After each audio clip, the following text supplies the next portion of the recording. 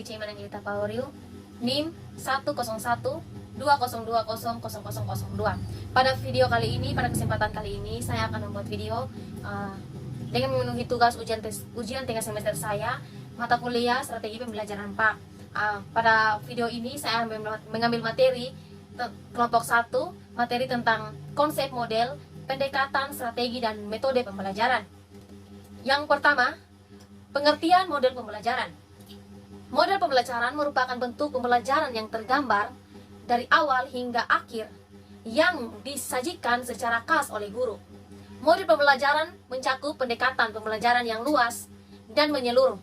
Model pembelajaran memiliki fungsi sebagai sarana komunikasi yang penting, apakah yang dibicarakan tentang mengajar di kelas atau praktek mengawasi siswa.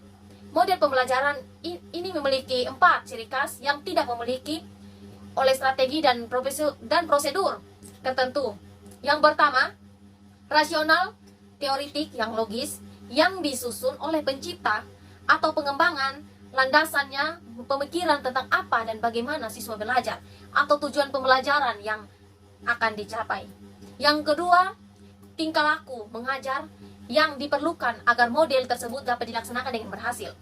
Yang ketiga, lingkungan pembelajaran yang kondusif agar tujuan pembelajaran dapat tercapai. Dalam suatu model pembelajaran terdapat sintaks yang menggambarkan keseluruhan langkah yang pada umumnya diikuti oleh serangkaian kegiatan pembelajaran.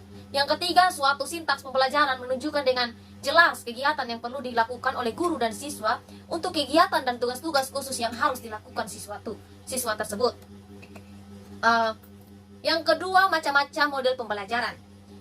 Yang pertama, model pembelajaran langsung. Seorang guru mentransformasikan informasi atau keterampilan secara langsung kepada peserta didik. Pembelajaran berorientasi pada tujuan dan distrukturkan oleh guru. Pembelajaran langsung atau direct instruction merujuk pada teknik pembelajaran expository atau pemindahan pengetahuan oleh guru kepada murid secara langsung yang melibatkan seluruh kelas. Pendekatan dalam format yang sangat terstruktur, mengarahkan para peserta didik dan mempertahankan fokus pencapaian akademik. Yang kedua, model pembelajaran berbasis masalah atau PBM. Menurut Arens, pembelajaran berbasis masalah merupakan suatu pendekatan pembelajaran di mana siswa mengerjakan permasalahan yang autentik dengan maksud untuk menyusun pengetahuan mereka sendiri, mengembangkan inquiry dan keterampilan berpikir tingkat lebih tinggi dan mengembangkan kemandirian atau kepercayaan diri mereka. Yang ketiga, model pembelajaran komparatif. Menurut Isjoni, merupakan model pembelajaran di mana siswa diberikan kesempatan untuk berkomunikasi atau berinteraksi sosial dengan temannya untuk mencapai tujuan pembelajaran, sementara guru bertindak sebagai motivator dan fasilitator. Aktivitas siswa artinya dalam pembelajaran ini, kegiatan aktif dengan pengetahuan dibangun sendiri oleh siswa dan mereka bertanggung jawab atas hasil pembelajarannya.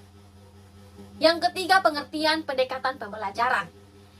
Titik tolak atau sudut pandang kita terhadap proses pembelajaran yang di dalamnya mewadahi, menginspirasi, menguatkan, dan melestarikan metode pembelajaran dengan cakupan teoritis tertentu.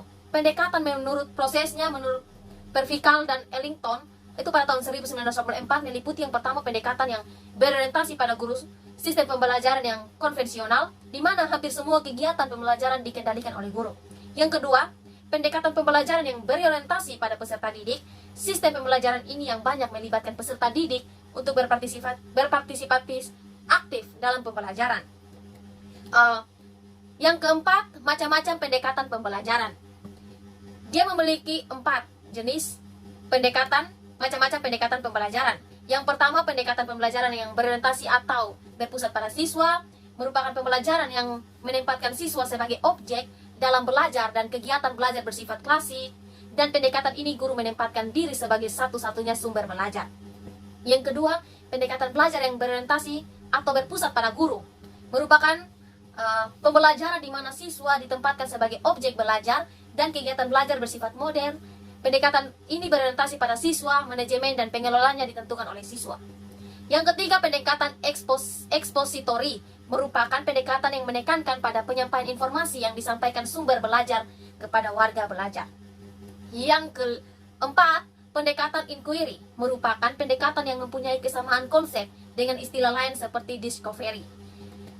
Yang bagian yang kelima yaitu pengertian strategi pembelajaran sebagai perencanaan yang berisi metode dan rangkaian kegiatan yang didesain untuk mencapai tujuan pendidikan tertentu. Strategi pembelajaran ini juga merupakan rencana tindakan termasuk penggunaan metode dan pemanfaatan berbagai sumber atau kekuatan dalam pembelajaran yang disusun untuk mencapai tujuan tertentu.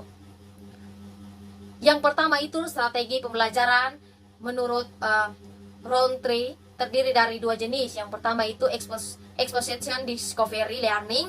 Yang kedua itu discovery learning. Exposition discovery learning itu memiliki yaitu strategi pembelajaran langsung atau menyajikan materi pembelajaran yang sudah jadi dan siswa diharapkan mengetahuinya secara penuh. Strategi pembelajaran ini menempatkan guru sebagai penyampaian materi. Yang kedua, discovery learning, yaitu siswa mencari dan menemukan materi pembelajaran sendiri melalui berbagai aktivitas tugas guru sebagai fasilitator dan membimbing siswa dalam pembelajaran atau strategi tidak langsung. Strategi group individual learning merupakan perancang aktivitas belajar mandiri bagi siswa untuk menunjukkan kemampuan individu dan ingat kecepatan keberhasilan penguasaan materi pembelajaran. Materi yang ke-7, macam-macam strategi pembelajaran. Strategi yang pertama itu strategi pembelajaran inquiry, merupakan rangkaian kegiatan pembelajaran yang menekankan pada proses berpikir secara kritis dan analitis untuk mencari dan menemukan jawaban jawaban dari suatu masalah yang dipertanyakan. Yang kedua, exposition discovery learning, itu yang memiliki atau siswa mencari dan menemukan materi pelajaran sendiri. Pengertian metode pembelajaran merupakan langkah operasional dari strategi pembelajaran yang dipilih mencapai tujuan belajar sehingga bagi sumber belajar dalam menggunakan suatu metode pembelajaran harus disesuaikan dengan jenis strategi yang digunakan. Ketepatan penggunaan suatu metode akan menunjukkan fungsionalnya strategi dalam kegiatan pembelajaran. Istilah metode dapat digunakan dalam berbagai bidang kehidupan, sebab secara umum menurut kamus Purwada Minta pada tahun 1976 itu metode adalah cara yang telah teratur dan terfikir baik-baik untuk mencapai suatu maksud. Macam-macam metode pembelajaran itu, metode pembelajaran dapat diartikan sebagai cara yang digunakan untuk mengimplementasikan rencana yang sudah disusun dalam bentuk kegiatan nyata dan praktis. Untuk mencapai tujuan pembelajaran terdapat beberapa metode pembelajaran yang dapat digunakan untuk mengimplementasikan strategi pembelajaran. Di antaranya pertama itu metode ceramah. Metode pembelajaran ceramah adalah penerangan secara lisan atau bahan pembelajaran kepada sekelompok pendengar untuk mencapai tujuan pembelajaran tertentu dalam jumlah yang relatif besar. Yang kedua itu metode diskusi.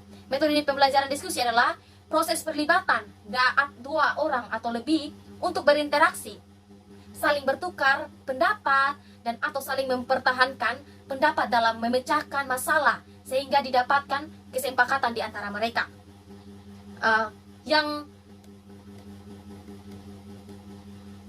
Materi yang ketujuh itu tujuan pembelajaran. Tujuan metode pembelajaran merupakan dasar yang dijadikan landasan untuk menentukan strategi, materi, media, evaluasi pembelajaran dalam strategi pembelajaran. Menentu tujuan merupakan komponen yang pertama kali harus dipilih oleh seorang guru, karena tujuan pembelajaran merupakan target yang diinginkan dicapai dalam kegiatan pembelajaran. Kesimpulan dari materi yang tadi saya sampaikan bahwa pendekatan pembelajaran adalah titik tolak atau sudut pandang kita terhadap proses pembelajaran yang merujuk pada pandangan tentang terjadinya suatu proses yang sifatnya masih sangat umum di dalamnya, mewadahi, menginspirasi, menguatkan, dan melestari metode pembelajaran dengan cakupan teoritis tertentu. Strategi pembelajaran adalah suatu kegiatan pembelajaran yang harus dikerjakan guru dan siswa agar tujuan pembelajaran dapat secara efektif dan efisien. Saran dari saya dalam materi ini, untuk dapat melaksanakan tugas secara profesional, seorang guru harus dituntut dapat memahami dan memiliki keterampilan yang memadai dalam mengembangkan berbagai model pembelajaran yang efektif, kreatif, dan menyenangkan, sebagaimana disyaratkan dalam kurikulum tingkat satuan pendidikan. Sekian dari materi yang saya jelaskan. Tuhan Yesus memberkati kita semua. Shalom.